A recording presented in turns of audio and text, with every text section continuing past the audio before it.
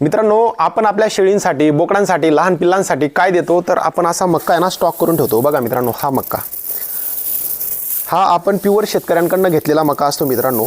हा दरवर्षाप्रमाणे यावर्षी आपण खूप छान असा स्टॉक करून ठेवलेला आहे। इकडे बघू शकता तुम्ही, हा गरजेनुसार असतो मित्रांनो। ज्या शेळीला मक्याची किंवा ज्या शेळीला, कमजोर शेळीला जर एक्स्ट्रा डाएटची गरज असेल ना तर आपण असा स्टॉक करून ठेवतो मित्रांनो। याचा फायदा असा असतो ती शेळी लवकर रिकवर होते, मका जातो, फॅटी कंटेंट असतं मित्रांनो मक्यामध्ये, म्हणजेच प्रोटीन फायबर असतात।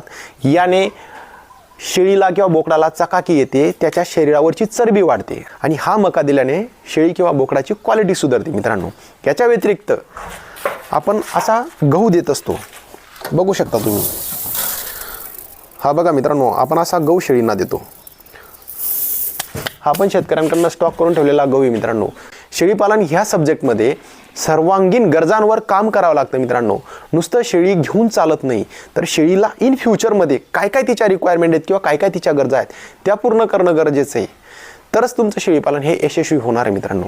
आता बघू शकता तुम्ही, अशा पद्धतीने आपण हा दाण्यांचा स्टॉक करून ठेवलेला आहे। तुमच्याकडेही दाणे असतील तर अशा स्वरूपात तुम्ही स्टॉक करा, कारण सांगतो उंदरांपासनं, घुसांपासनं याची सुरक्षा होते मित्रांनो आणि आपला दाणा सेफ असतो आणि आपल्या शेळींना तो अंगी लागतो। तर तुमच्याकडेही असं असेल तर तुम्ही नक्कीच ट्राय करा।